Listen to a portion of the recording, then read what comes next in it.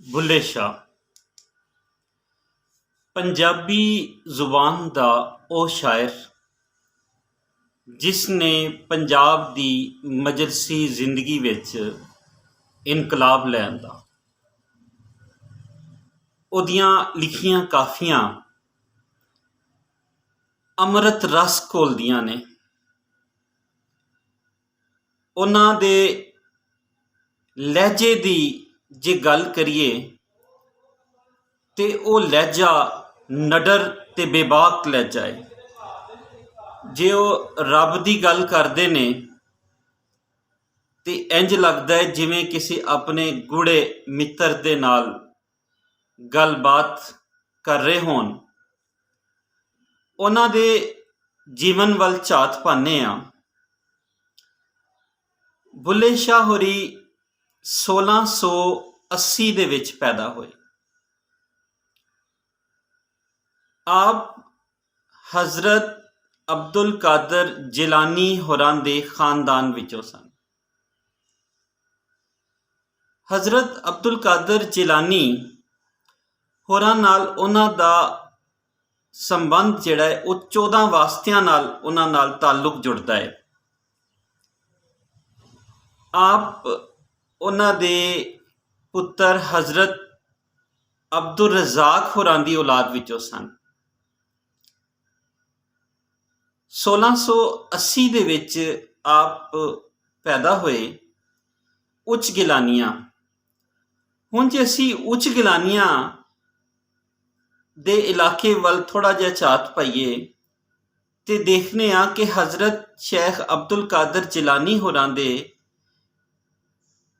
ਕਿਹੜੇ ਫਰਜ਼ੰਦ ਸਨ ਜਿਹੜੇ ਉਸ ਧਰਤੀ ਤੇ ਉਸ ਇਲਾਕੇ ਤੇ ਆ ਕੇ ਵਸੇ ਤੇ ਉਹਨਾਂ ਨੇ ਅੱਗੇ ਆਪਣੀ ਲੜੀ ਵਧਾਈ ਤੇ ਵਿੱਚੋਂ ਹਜ਼ਰਤ ਅਬਦੁਲ ਰਜ਼ਾਕ ਹੋਰਾਂ ਦੀ ਔਲਾਦ ਵਿੱਚੋਂ ਹਜ਼ਰਤ ਬੁੱਲੇ ਸ਼ਾਹ ਹੋਰੀ ਪੈਦਾ ਹੋਏ। ਉਹਨਾਂ ਦਾ ਨਾਂ ਹੈ ਹਜ਼ਰਤ ਸ਼ੇਖ ਬੰਦਗੀ ਗੌਸ। ਇਹ ਉਹ ਹਸਤੀ ਨੇ ਜਿਹੜੇ ਉੱਚ ਸ਼ਰੀਫ ਵਿੱਚ ਤਸ਼ਰੀਫ ਲਿਆਏ। ਉੱਚ ਦਾ ਨਾਂ ਆਉਂਦਿਆਂ ਹੀ ਇੱਕ ਮਿੱਥ ਵੀ ਜਿਹੜੀ ਉਹ ਜ਼ੇਨ ਵਿੱਚ ਆਉਂਦੀ ਹੈ। ਉਹ ਮਿੱਥ ਕੀ ਹੈ? ਉੱਚ ਇੱਕ ਜਾਦੂਗਰਨੀ ਦੇ ਨਾਂ ਤੇ ਵਸਾਇਆ ਗਿਆ ਇਲਾਕਾ ਹੈ। ਉਸ ਜਾਦੂਗਰਨੀ ਦਾ ਪੂਰਾ ਨਾਂ ਸੀ ਊਚਾ। ਊਚਾ ਤੇ ਸੀਤਾ ਦੋ ਭੈਣਾਂ ਸਨ ਤੇ ਦੋਵੇਂ ਜਾਦੂਗਰਨੀਆਂ ਸਨ। ਉਹ ਆਪਣੇ ਜਾਦੂ ਦੇ ਨਾਲ ਆਪਣੇ ਰੋਜ਼ਮर्रा ਦੇ ਕੰਮ ਵੀ ਚਲਾ ਰਹੀਆਂ ਸਨ ਤੇ ਖੂਹ ਗੇੜ ਕੇ ਉਹ ਆਪਣੇ ਘਰ ਜਾ ਵਸਦੀਆਂ ਸਨ, ਜਾ ਬਹਿੰਦੀਆਂ ਸਨ ਤੇ ਖੂਹ ਗਿੜਦਾ ਰਹਿੰਦਾ ਸੀ। ਇੱਕ ਵਾਰ ਉੱਥੋਂ ਜਲਾਲੁਦੀਨ ਬੁਖਾਰੀ ਹੋਰੀ, ਜਲਾਲੁਦੀਨ ਹੈਦਰ ਬੁਖਾਰੀ ਹੋਰੀ ਉੱਧਰੋਂ ਲੰਘ ਰਹੇ। ਉਹਨਾਂ ਨੇ ਵੇਖਿਆ ਕਿ ਖੂਹ ਗਿੜਦਾ ਪਿਆ ਤੇ ਆਲੇ ਦੁਆਲੇ ਕੋਈ ਬੰਦਾ ਬਸ਼ਰ ਨਹੀਂ, ਕੋਈ ਢੱਗਾ ਨਹੀਂ, ਕੋਈ ਜਾਨਵਰ ਨਹੀਂ, ਕੋਈ ਐਸਾ। ਤੇ ਉਹਨਾਂ ਨੂੰ ਲੱਗਾ, ਉਹਨਾਂ ਨੇ ਦੇਖਿਆ ਕਿ ਇਹ ਕਿਸੇ ਜਾਦੂ ਦੀ ਅਸਰ ਤੋਂ ਹੈ। ਉਹ ਉਸ ਖੂਹ ਨੂੰ ਕਹਿੰਦੇ ਕਿ ਜੇ ਤੂੰ ਰੱਬ ਦੇ ਹੁਕਮ ਨਾਲ ਚੱਲਦਾ ਹੈ ਤਾਂ ਚੱਲਦਾ ਰਹਿ, ਜੇ ਤੂੰ ਕਿਸੇ ਜਾਦੂ ਦੀ ਅਸਰ ਤੇ ਹੈ ਤੂੰ ਰੁਕ ਜਾ। ਉਹ ਖੂਹ ਗਿੜਦਾ ਰੁਕ ਗਿਆ ਤੇ ਆਪ ਕੋਲ ਬਹਿ ਕੇ ਕੁਝ ਖਾਣ ਲੱਗ ਪਏ ਕਿਸੇ ਰੁੱਖ ਦੇ ਛਾਵੇਂ। ਉੱਚਾ ਜਿਹੜੀ ਜਾਦੂਗਰਨੀ ਸੀ, ਜਦੋਂ ਉਸ ਨੂੰ ਪਤਾ ਚੱਲਿਆ ਕਿ ਕਿਸੇ ਨੇ ਉਹਦਾ ਖੂਹ ਬੰਦ ਕਰ ਦਿੱਤਾ ਹੈ, ਉਹ ਦੌੜਦੀ ਭੱਜਦੀ ਨੱਸਦੀ ਉਸ ਰੁੱਖ ਦੇ ਕੋਲ ਆਈ ਜਿੱਥੇ ਜਲਾਲੁਦੀਨ ਹੈਦਰ ਬੁਖਾਰੀ ਹੋਰੀ ਬੈਠੇ ਖਾਣਾ ਖਾ ਰਹੇ ਸਨ। ਤੇ ਆਪ ਨੂੰ ਉਹ ਤਾਰੁਫ ਆਪਣਾ ਵੀ ਕਰਵਾਇਆ ਤੇ ਜਦੋਂ ਆਪ ਦਾ ਤਾਰੁਫ ਪੁੱਛਿਆ ਤੇ ਉਹਨਾਂ ਨੇ ਤੋਹਫੇ ਵਜੋਂ ਆਪ ਨੂੰ ਇੱਕ ਬੱਕਰਾ ਜਿਹੜਾ ਹੈ ਉਹ ਅਨਾਇਤ ਕੀਤਾ ਕਿ ਇਹ ਬੱਕਰਾ ਉਹ ਜ਼ਿਬਾ ਕਰਕੇ ਤੇ ਖਾ ਲੈਣ। ਜਦੋਂ ਜਲਾਲੁਦੀਨ ਹੈਦਰ ਬੁਖਾਰੀ ਹੋਰਾਂ ਨੇ ਉਹ ਬੱਕਰਾ ਜ਼ਿਬਾ ਕੀਤਾ, 3 ਹਿੱਸੇ ਆਪ ਰੱਖ ਲਏ ਤੇ ਇੱਕ ਹਿੱਸਾ ਊਚਾ ਨੂੰ ਦੇ। ਖਾਣਾ ਖਾਧਾ ਗਿਆ ਸ਼ਾਮ ਹੋਈ ਤੇ ਊਚਾ ਦਾ ਪੋਤਰਾ ਆਇਆ ਤੇ ਉਹ ਉਸ ਬੱਕਰੇ ਨਾਲ ਬਹੁਤ ਮੋਹ ਰੱਖਦਾ ਸੀ ਜਿਹਨੂੰ ਜ਼ਿਬਾ ਕਰਕੇ ਖਾਧਾ ਜਾ ਚੁੱਕਿਆ ਸੀ। ਉਹ ਰੋਣ ਕੁਰਲਾਉਣ ਲੱਗ ਪਿਆ ਤੇ ਅੜੀ ਪੈ ਗਿਆ ਕਿ ਮੈਨੂੰ ਉਹੀ ਬੱਕਰਾ ਜਿਹੜਾ ਹੈ ਉਹ ਦਿੱਤਾ ਜਾਏ। ਆਪ ਨੇ ਜਦੋਂ ਉਸ ਬਾਲ ਦੀ ਅੜੀ ਵੇਖੀ ਤੇ ਪਹਿਲੇ ਤੁਹਾਨੂੰ ਦੱਸਿਆ ਜਾ ਰਿਹਾ ਕਿ ਮਿੱਥ ਜਿਹੜੀ ਹੈ ਉਹ ਅਜਿਹੀ ਕਹਾਣੀ ਹੁੰਦੀ ਜਿਹਨੂੰ ਸੱਚ ਜਾਂ ਝੂਠ ਤੁਸੀਂ ਆਪ ਹੀ ਮੰਨਣਾ ਹੈ ਜਾਂ ਮਨ ਘੜਤ ਨਾਲ ਉਹਦਾ ਤਾਲੁਕ ਹੁੰਦਾ ਹੈ। ਤੇ ਜਲਾਲੁਦੀਨ ਹੈਦਰ ਬੁਖਾਰੀ ਹੋਰਾਂ ਨੇ ਉਹ 3 ਹਿੱਸੇ ਫੜੇ, ਉਹਨੇ ਹੱਡੀਆਂ ਚੁੱਕੀਆਂ, ਜੋੜਿਆ ਤੇ ਉਸ ਨੂੰ ਬੱਕਰਾ ਜ਼ਿੰਦਾ ਕਰ ਦਿੱਤਾ। ਪਰ ਜਦੋਂ ਬੱਕਰਾ ਜ਼ਿੰਦਾ ਹੋਇਆ ਤੇ ਉਹਦੀਆਂ 3 ਲੱਤਾਂ ਸਨ।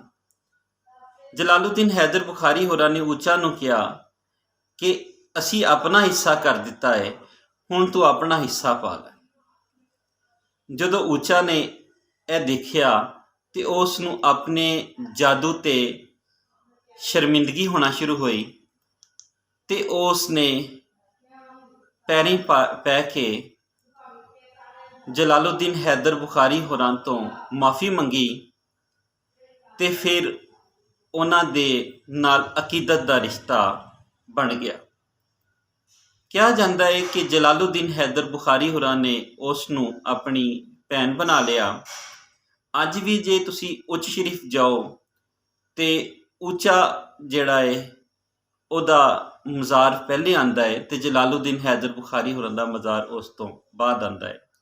ਊਚਾ ਦੀ ਜਿਹੜੀ ਦੂਜੀ ਭੈਣ ਸੀ ਉਹਦਾ ਨਾਂ ਸੀ ਸੀਤਾ ਤੇ ਉਸ ਦੇ ਨਾਂ ਤੋਂ ਸੀਤਪੁਰ ਜਿਹੜਾ ਹੈ ਉਹ ਇਲਾਕਾ ਵਸਾਇਆ ਗਿਆ।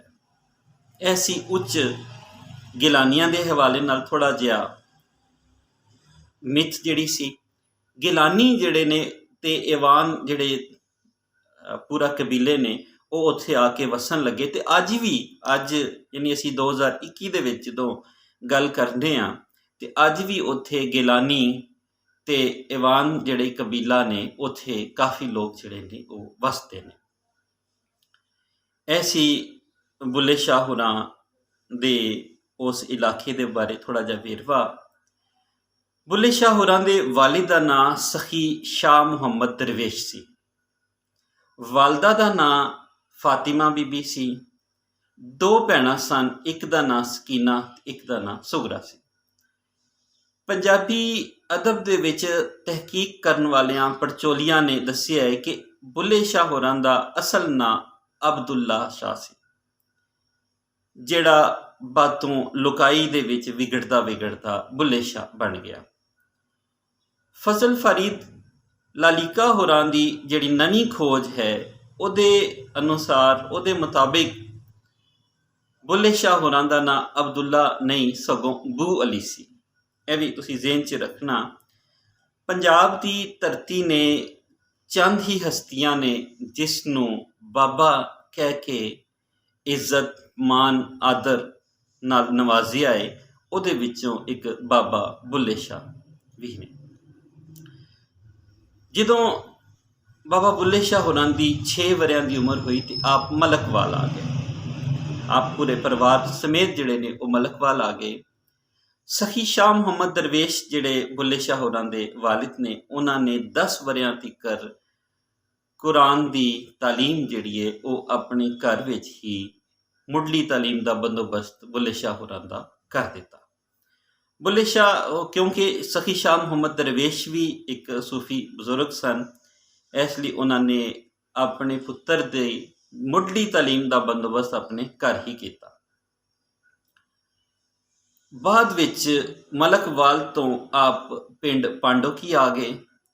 ਪਿੰਡ ਪਾਂਡੋਕੀ ਲਾਹੌਰ ਤੇ ਕਸੂਰ ਦੇ ਵਿਚਕਾਰ ਜਿਹੜੀ ਸਰਹੱਦ ਹੈ ਉਹ ਅੱਜ ਕੱਲ੍ਹ ਜਿਹੜੀ ਉਹ ਪਿੰਡ ਪਾਂਡੋਕੀ ਦੀ ਮਸੀਤ ਦੇ ਵਿੱਚ ਇਮਾਮਤ ਸ਼ੁਰੂ ਕਰਤੀ ਬਾਬੇ ਬੁੱਲੇ ਸ਼ਾਹ ਦੇ ਵਾਲਿਦ ਹੋਰਾਂ ਨੇ ਤੇ ਅਗਲਾ ਵੇਲਾ ਜਿਹੜਾ ਹੈ ਉਹ ਇੱਥੇ ਹੀ ਗੁਜ਼ਰ ਬਸਰ ਹੋਣ ਲੱਗ ਪਈ।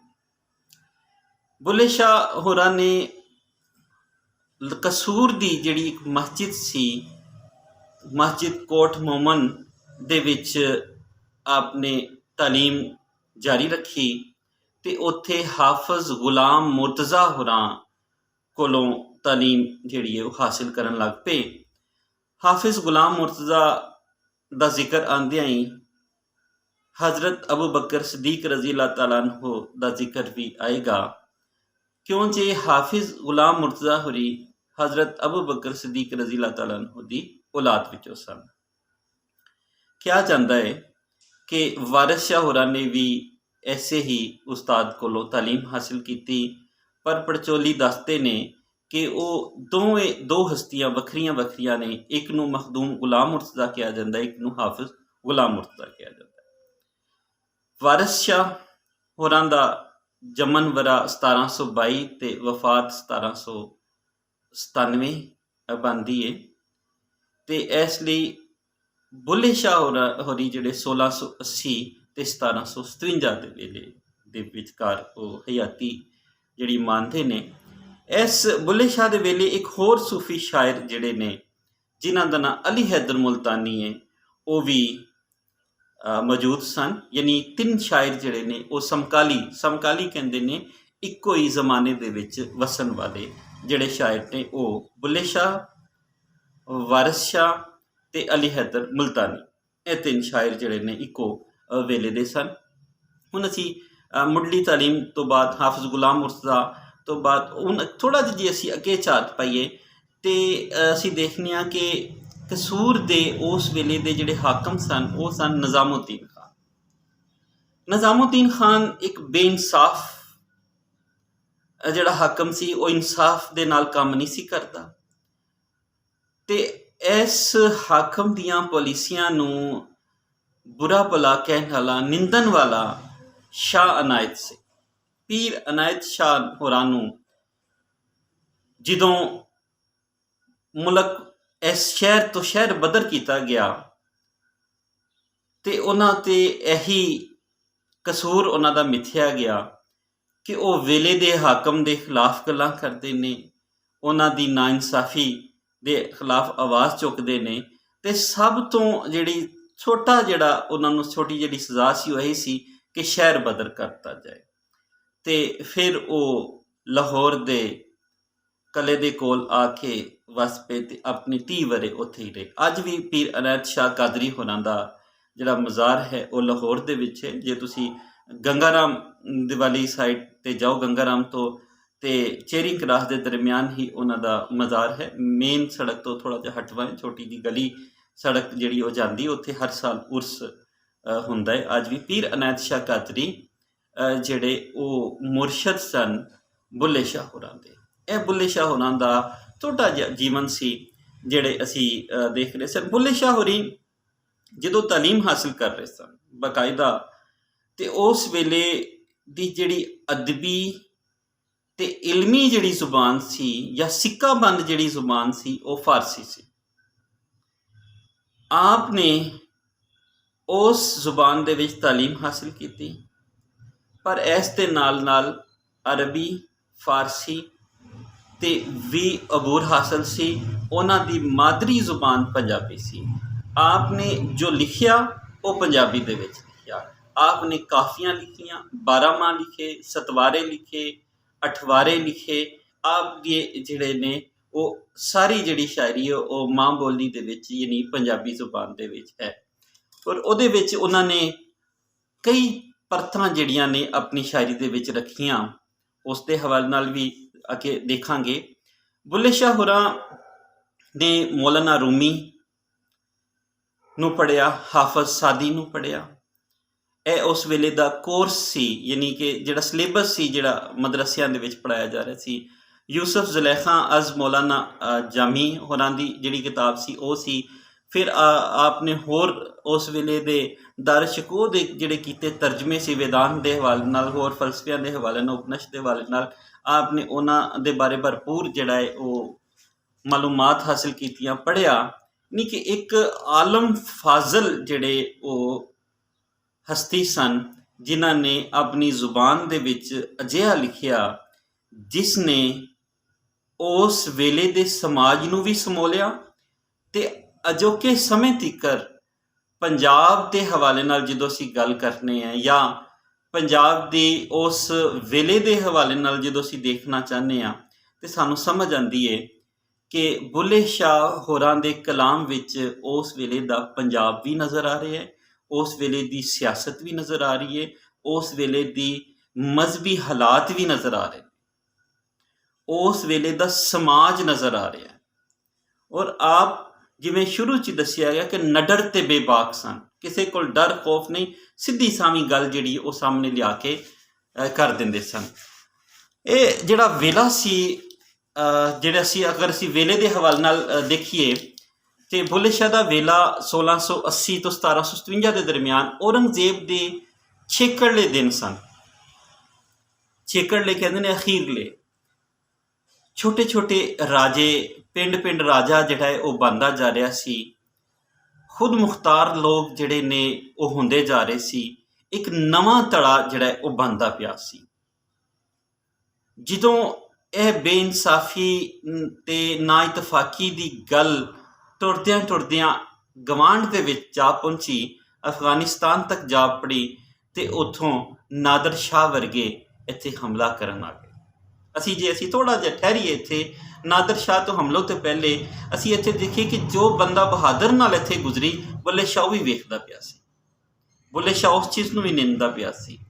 ਬੁੱਲੇ ਸ਼ਾਹ ਇਨਸਾਨ ਦੀ ਗੱਲ ਕਰਦਾ ਸੀ ਔਰ ਇਨਸਾਨ ਦੇ ਹੱਕਾਂ ਦੀ, ਬੁਨਿਆਦੀ ਹੱਕਾਂ ਦੀ ਗੱਲ ਕਰਦਾ ਸੀ। ਮਜ਼ਹਬੀ ਤੌਰ 'ਤੇ ਜਿਹੜੀ ਇੰਤਸ਼ਾਰ ਤੇ ਕੁੱਟਣ ਦਾ ਜਿਹੜਾ ਸ਼ਿੱਦਤ ਪਸੰਦੀ ਦਾ ਦੌਰ ਸੀ, ਬੁੱਲੇ ਸ਼ਾਹ ਨੂੰ ਉਹ ਪਸੰਦ ਨਹੀਂ ਸੀ। ਬੁੱਲੇ ਸ਼ਾਹ ਜਿੱਥੇ ਸੱਚ ਬੋਲਣ ਦੀ ਤਲਕੀਨ ਕਰਦਾ ਹੈ, ਹਕੀਕਤ ਦਾ ਸਾਹਮਣਾ ਕਰਨ ਦੀ ਤਲਕੀਨ ਕਰਦਾ ਹੈ, ਉੱਥੇ ਉਹਨਾਂ ਮੌਲਵੀਆਂ ਨੂੰ, ਉਹਨਾਂ ਲੋਕਾਂ ਨੂੰ ਜਿਹੜੇ ਸਿਰਫ ਮੂੰਹ